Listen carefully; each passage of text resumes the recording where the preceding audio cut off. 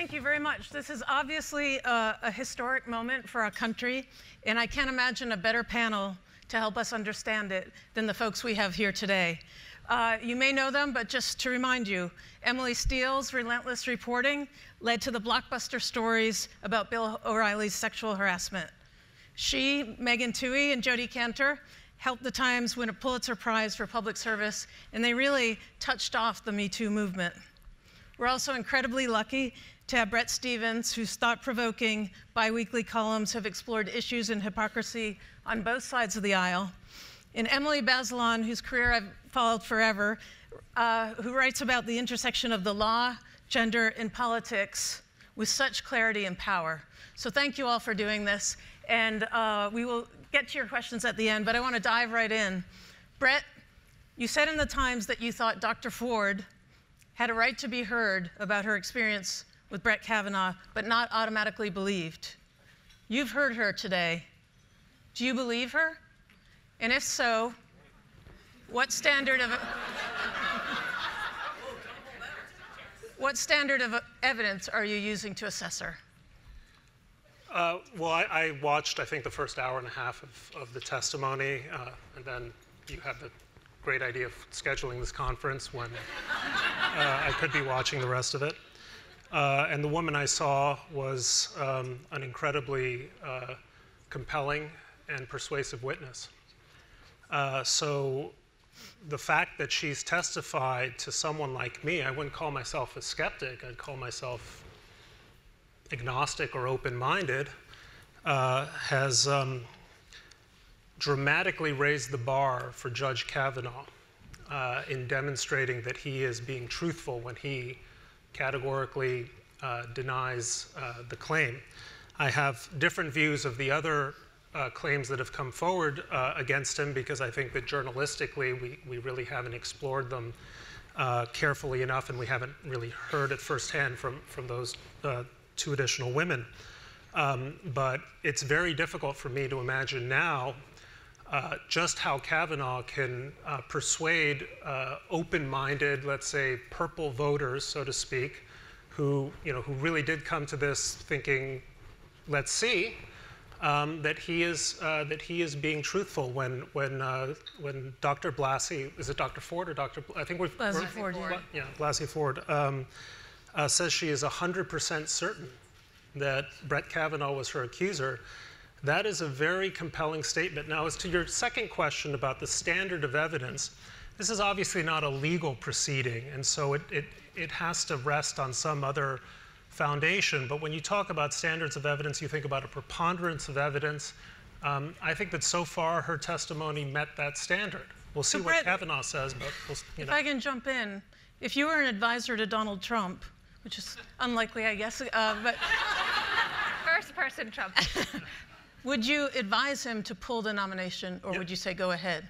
I don't want to answer that until I've heard from him, but if, for instance, this were the end of it, and if I don't hear anything new from Judge Kavanaugh, I would suggest that he do what Justice Ginsburg did many years ago, Judge Ginsburg did many years ago, and withdraw his nomination. Emily, I wanted to ask you, if Brett Kavanaugh, Emily, you may know, served as a law clerk in addition to a writer for the New York Times Magazine and Slate. If it turns out that we believe Dr. Ford and that we believe it is credible that Brett Kavanaugh did this, should he retain his already powerful position on the judiciary? Right, so now we're talking not about whether Kavanaugh should be elevated to the Supreme Court, but should he stay on the D.C. Circuit Court of Appeals. I think that it's way too early to answer that question. That's when you really would want to have an investigation, because there are these other allegations out there. I agree with Brett. I don't think we know enough about them to fully assess them. And there hasn't been an investigation into Blasey Ford's accusations either. These are accusations about events that purportedly took place a long time ago, and it may be that investigators will have trouble corroborating or not corroborating facts, but we haven't even given them a chance to try. And so, the standard for taking away someone's job, for taking someone off the bench, in my view, should be higher than whether you elevate them. I would want to be more certain of Kavanaugh's responsibility for these actions than I feel now. I have a question, which is, Brett, I think you're a proud product of Middlesex School. Is that right? A prep school? God, you've really dug in, yeah. I guess one thing I wonder, as we're evaluating men, is to what degree, when we look at that culture, to what degree are adult men personally responsible for the culture and values from which they emerge? I think it's incredibly important. I wrote a column back in November connected to my late father because some of the revelations from the Me Too reporting were so striking to me in terms of the general scumminess of so many powerful men. I'm thinking of Charlie Rose, and even like the second tier below the actively criminal. And I was fortunate to have a father for whom he was very old-fashioned. A sort of standard of gentlemanliness was central to the way he raised me. I've been annoyed by some of the reporting about, I don't know about Georgetown Prep, but the stereotyping of prep schools. I'm sending my oldest daughter to Middlesex very happily because the culture I encountered there was extraordinarily caring. My teachers ranged from ordinary liberals to very active progressives. I was as then, sort of the reactionary. But it was a caring culture that wanted to actually kick the privilege out of the sense of privilege out of the kids. So there's been this kind of mentality like, is the culture of this sort of privilege, and I think we have to be careful. Anyone, I don't want to say anyone, but at least my experience of one particular school was extraordinarily positive. And coming from Mexico City, where there really is a privileged culture, I learned a sense of egalitarianism and fair play that I might not have had as strongly before. Megan Toohey, I want to get you in here. So I've watched you report on a number of male figures, from Harvey Weinstein to, I almost forgot his name, Donald Trump. And you've written about sexual harassment allegations, misconduct. What I've always wondered and wanted to ask you is, do you see similarities of character in the kinds of men who are accused of this kind of conduct? Obviously, you've reported on very different people in different industries, but what kind of patterns do you see, if any? Yeah, I think that there have certainly been patterns, and that's what's been so incredible about the reporting that has happened, that has unfolded over the last 2 years, and that, the Me Too movement that was sort of reignited and took on sort of a life of its own, going back to, the October 5th when we broke our first Harvey Weinstein story. I think I've been covering sexual assault and sexual harassment for over 10 years. And I think that one of the things that's so striking is to see the patterns that have, even as a reporter who's kind of been on the front lines of this, as there's been more reporting and as there's been more women and men who have taken to social media and other platforms to tell their stories, there have been dots that are starting to be connected that even I never saw before. Let's talk about the pattern of inviting women to hotel rooms for meetings and showing up at the door in a robe. Who knew so many guys did that? It's just, who knew? It's just like, even those of us who were reporting on one individual guy who did it, when you start to read it, read accounts of, another figure, in the Washington Post or in the LA Times, you're like, are these guys working with the same playbook? Which is not, which is not ultimately a laughing matter. Terrible things have happened in those hotel rooms, and the only thing that is heartening is that so much of this bad behavior has come to light. I think, though, if you look at the characteristics, there do tend to be some similar characteristics. I would say bully. Just in general, a lot of these guys, sexual harassment, sexual assault allegations aside, tend to present as bullies with both women and men. And I think sometimes that's actually has been something that's hidden or has prevented their sort of sexual predatory behavior from coming to light, because people who have worked with them have been quick to say, well, this guy's just an jerk in general, to men, to women, to everyone. This isn't specific to women, and they, even for them, it's been a process of having it sink in. No, there's actually been really women who have been hurt by this person. I think that what's also striking, if you're looking at similarities, are not just the characteristics of the individuals, but the tactics that they've used to cover their tracks over the years. And that's something that, Emily's reporting, our reporting, the other really powerful sexual harassment reporting that took place over the past year at the Times and elsewhere has revealed are the high-powered, high-paid and high-profile lawyers who swoop in to help, to basically arrange payoffs to women who step forward with allegations of sexual misconduct against these guys that come with confidentiality clauses that prevent the women from ever speaking about it to other women in the workplace, let alone anybody else, without facing financial penalties. That's just one of the tactics that I think that has been also. There aren't just common characteristics. There aren't just common playbooks for the actual predatory behavior, but there are also playbooks for the cover-up. The cover-up. One of the things that I think is really interesting too that we've observed is that it's not just these common characteristics with the predators, but also with victims and how they react and how they respond. And I think today's hearing is really showing how prevalent it is that victims don't always tell people about these experiences right after they occur. Very often they fear that they wouldn't be believed. They thought that if they did tell anybody that they would face retaliation. They thought that if they came forward with these allegations, that their careers would be on the line, that their family would be in jeopardy. There's an incredible moment today, I don't know how many of you have watched the hearings, when Dr. Ford is asked, did you tell your parents? And she said, definitely not. It was just like, absolutely that would not happen, but you're right.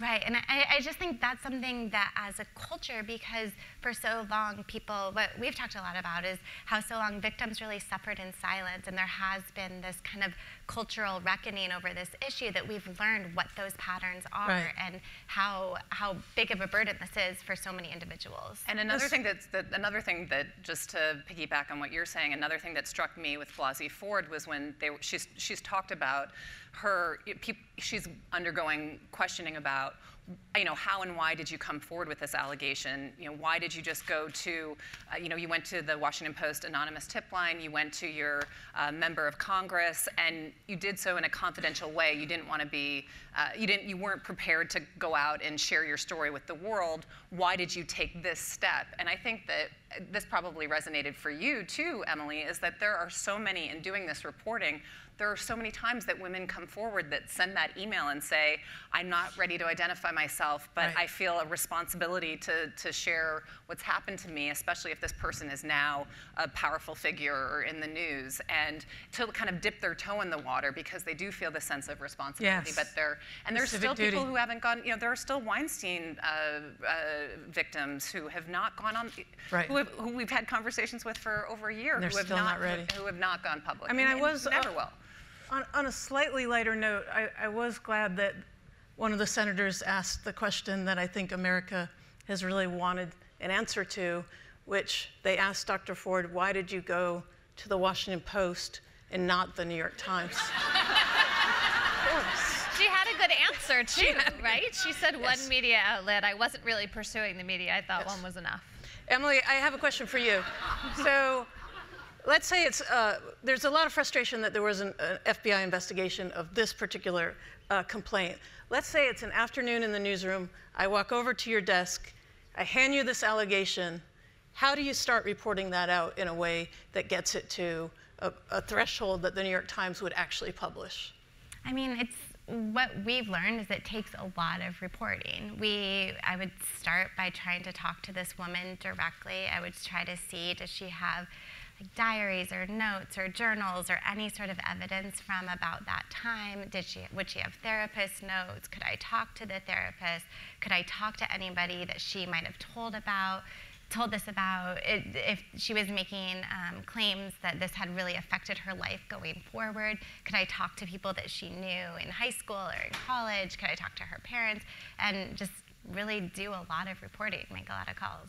That point, if I may jump in, is so essential because the strength of the Weinstein reporting, the strength of your reporting on Bill O'Reilly rested so heavily on the fact that readers knew that you had just done the work for a long time, that it was solid, it was even legally actionable. And one of the things that I worry about is that, certainly now there's a feeling like, okay, we've heard an allegation, we think it might be credible, this is the moment, there's a hearing, we're going to get it out. And we're going to get another allegation out. And now recently NBC just reported, I was astonished, a letter to Cory Gardner from an anonymous source that they just kind of threw out there on their website. And then the woman came forward and said, no, I dated Brett Kavanaugh 20 years ago and everything was fine between us and we remain friends. And so it's an important moment actually to make sure that all of the reporting is credible, because there are going to be junk allegations, there are going to be false ones, and sad to say, one or two spectacularly false allegations does tremendous damage. That happened at UVA, that happened at Duke, going back 25 years, 30 years, it happened with Tawana Brawley. So you really have to make sure that the reporting is 100% solid. Otherwise, you end up helping people who are casting shadows of doubt over the substance of allegations. When we were doing our reporting, we really felt that burden. So if you flash back to 2 years ago at this point, I was working on the reporting about allegations against Bill O'Reilly with Michael Schmidt, who's a fantastic colleague. And it was about this point 2 years ago that we kind of had a sense of who were all these women who had made allegations against him, and that there had been this pattern of a number of settlements of a number of women who had come forward with these allegations. And it took us until April before we published that story, because we kept going to our editors and they kept saying, you need the documents, you need the evidence, you need to show that there's this mountain of evidence of, what was it? It was 5 settlements totaling $13 million in our initial story, to be able to get that into the paper. And then even in April, after we had come out with that story, we knew that there was another settlement with another woman, but it took us until October to report that story so that we could get our hands on the documents and get it into the paper. And that story showed that there was another settlement for $32 million. And right. So it's something that really can't be underscored. Sorry, go ahead. Well, I was just going to say that I think it's important to hold two things in our minds at once. It is both true that the occasional false accusation does a lot of damage, and we as reporters don't want to get anywhere near that, right? That is bad for our reputations, bad for the paper. We don't want that. It is also true that it is rare for people to make false rape accusations. That's what the research on this shows. And when people do come forward falsely, there's usually a tell. It's often someone with a history of criminal fraud, of lying, or someone who's mentally ill, or someone who has a kind of revenge motive, or is seeking attention. At a moment like this, when there's already a lot of tension, someone may come forward to kind of add their voice in a way that is less credible. But I think it's important to kind of sort that out as we're thinking about all of this, so that, we can all do the reporting work we're doing, but also staying away from going back to a world in which the assumption was enormous skepticism, right? Well, can I pick up on that a little bit? Because we're looking at allegations that sometimes are 10 years old, sometimes 20 years old, in this case, even more. I mean, do you, as a society, as a culture, as a nation, should we have some kind of socially accepted statute of limitations where behavior of the past stays in the past? How do you evaluate and weigh people's past histories? So I have a sort of complicated answer to that personally, which is, well, so yes, I believe in statutes of limitations for criminal law. I think they're important. The scandals in the Catholic Church, on the other hand, shows that there's a cost, especially when norms of behavior change, and in that case there were a lot of child victims, reasons that people hadn't come forward. But in the criminal context, I think statutes of limitations are important. In the kind of social context and court of public opinion, to me, what matters a great deal is not necessarily the worst thing someone did, in this case an allegation of sexual assault against Kavanaugh when he was 17, but what he did afterward. So if this is true, this is someone who's never had any kind of moral reckoning, never paid any price, and is now not telling the truth about it. And that I find very troubling, and I don't think the statute of limitations runs out on that part. Well, would there have been a difference, Emily, if he had come... if Brett Kavanaugh had come out and not had a blanket denial or not painted himself as a choir boy, and then these allegations started to emerge?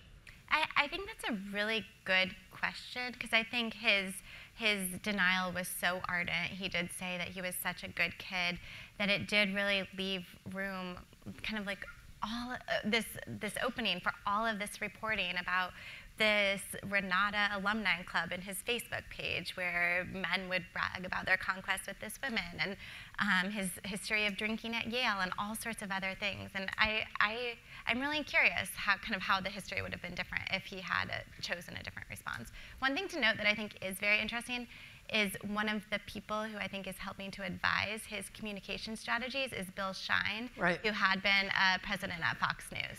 Yes. I think that's an interesting question. Yes. I would actually like to go back to the question about, are old allegations worth examining today? Should there be a statute of limitations on examining allegations of sexual abuse and sexual harassment that go back decades? And I think I want to give a firm yes to that, because I think, you brought up the example of the Catholic Church, and I think it's important to note that oftentimes these allegations of sexual misconduct don't stop with the individual predator. One of the things that we've really felt strongly about in our reporting at the Times is to go beyond reporting on the individual to the broader institutions and individuals who enable that predatory behavior. So the Catholic Church is a really good example of that. And there's that great scene in Spotlight where the Marty Baron editor is telling the reporters, you don't just stop at the abusive priest. You got to continue your reporting till you show how it was basically sanctioned all the way up through the top of the church as an institution. And I think that's, oftentimes it's very rare that these individuals kind of acted completely out of sight of whether it's their companies or other institutions, or there were oftentimes whether it was the lawyers or other people who stepped in to help cover up their bad behavior. And that's why it's really important to go back and sort of excavate this stuff, because oftentimes those institutions are still in operation, and those enablers are still at work. But what about if the person accused is the President of the United States? What is the... Just take that on, Megan. Yeah. What, is it worth going back to the... No, I'm just saying you're... Oh, right, holding the... Right, the...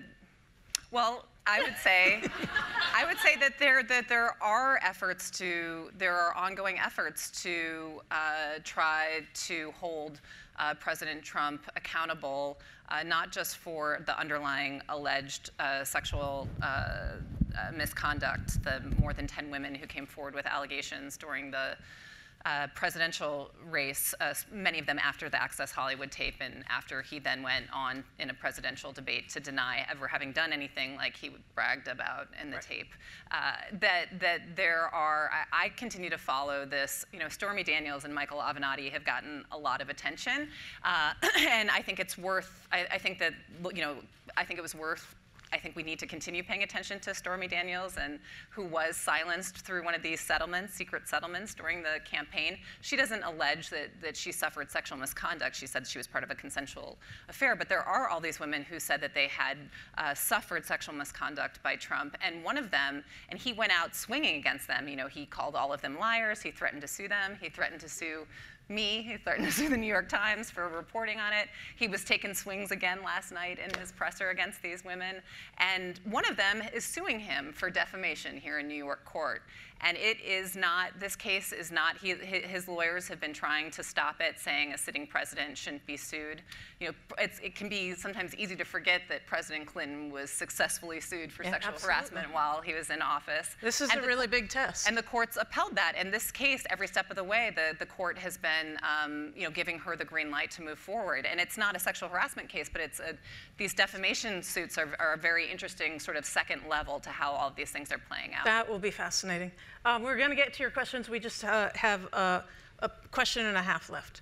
So as I was coming over here, Emily, I'm sure you had the same experience. Sisters, friends, everybody is talking about their own experience with sexual harassment, sexual assault, and it feels like a very powerful moment. But so did the Anita Hill moment. Is this a different moment? Are we a different country How do you see that? Well, when the day started, I felt like in the context of the Senate hearing, the only difference was that the Republican senators were afraid to ask the questions themselves because of the shadow of Anita Hill. But it's possible that we are really different, and I think, unfortunately, the outcome is going to tell us a lot about the answer to your question. It always makes me really nervous when one case, one story, one narrative becomes a big national referendum and litmus test, but I do think that's where we are. And my last question, Brett, a year from now, will Brett Kavanaugh be on the Supreme Court? I hate questions like that because in a day you're going to know whether I was right or wrong. I suspect. No one will remember. But oh, they'll remember, sure. I would suspect not. Great. Let's go to questions from the audience. I know you're eager to ask. And we will start. Where are we starting? Here we go. Who's got the first question? Mm-hmm. Right here. Yes. Hello. So I grew up in the Midwest, know a lot of people that are in a Fox News bubble. As reporters for the polar opposite to that, what would you say I can say why they need to expand their worldview and why they should trust your reporting? It's interesting. I was actually, when watching the hearing earlier today, I was watching it on Fox because I wanted to see what the commentary was, what their commentary was going to be. I think that that this country is so politically polarized today, and the fact that the media has been caught up in that polarization and the fact that the New York Times has come under attack, including strong attack by the president, it makes doing our jobs and doing them with integrity so much more, so important. And the due diligence that we've talked about in the sexual harassment coverage that we've done, and the fact that we also made a point, I think it's interesting that here on stage are two reporters who covered, one, Bill O'Reilly, who was basically a sort of hero on the right and one of the most powerful conservative media figures, and Harvey Weinstein, who was this liberal lion, who was seen, a huge, very closely tied with the Democratic Party, I think is an example of the fact that the New York Times is really committed to doing coverage without fear or favor. Can I just add one point to that, which is, I think the difference, having inhabited both worlds, is the New York Times has corrections. Absolutely. And if you want to see, I think the strength of our reporting, it comes from the humble pie we sometimes are forced to eat when we get stories wrong. As being a human enterprise, we do. I rarely see in conservative media meaningful corrections, and I think that tells you something about the distinction between the two. Yeah, I mean, I think Dean Baquet would say we show our work, and that there's a solid threshold to our reporting, and we tell our readers when we get something wrong. Other questions? Yes. Hi, thank you very much for your reporting. It's been, I think, a change for everybody here in the room to be able to talk openly about the Me Too type environment that we're in. But it's very focused on public figures. And I haven't seen the same change happening, for example, in financial services or corporate world, where there's nothing that exciting about a headline that says that a CEO or a CFO or a COO has lost their job. So what is your advice for how do we make sure that this movement actually works across the industries that don't capture the headlines? It's a great question. Emily, do you want to take that? Yeah, I think that we have very much aggressively pursued reporting not just about these very powerful figures, but also, like what Megan was saying before, about the institutions that enable this behavior.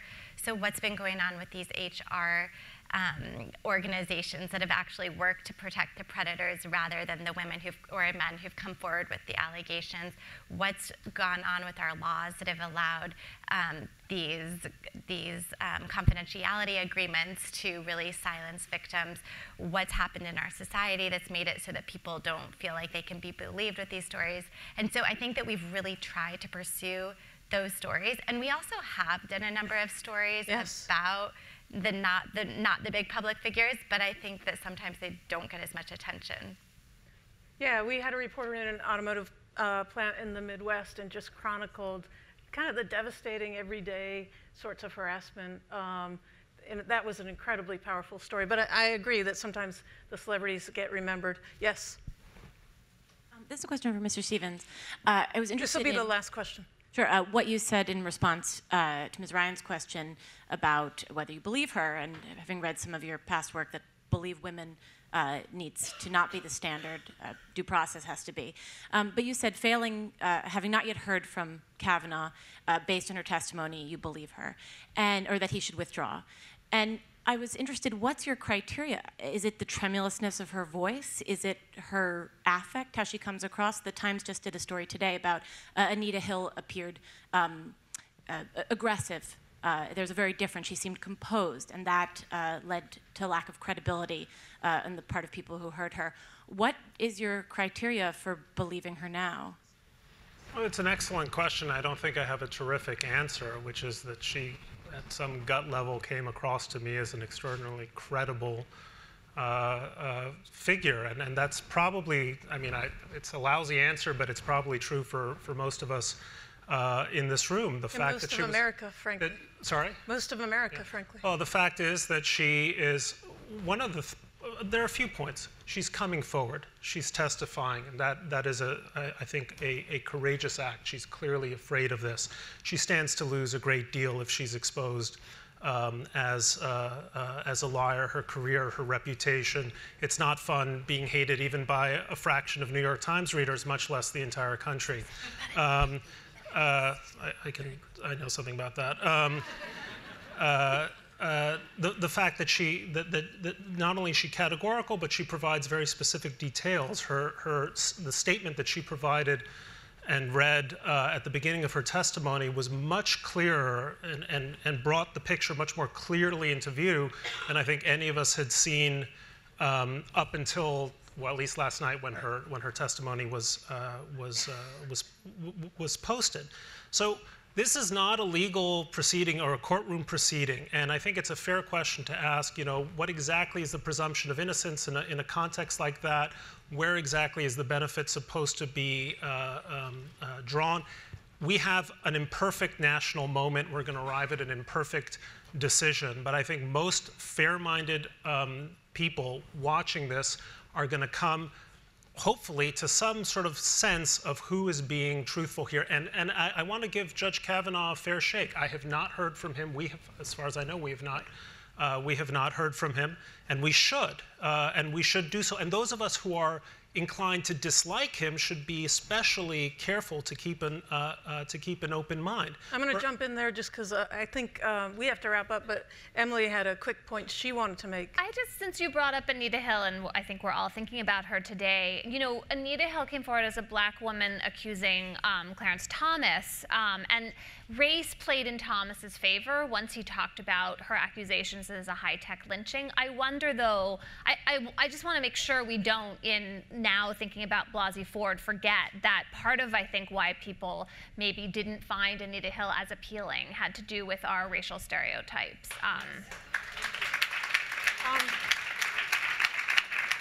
Thank you all. Brett, you called this an imperfect moment, I think, but I think this was a perfect panel, so thank you all. You're excellent.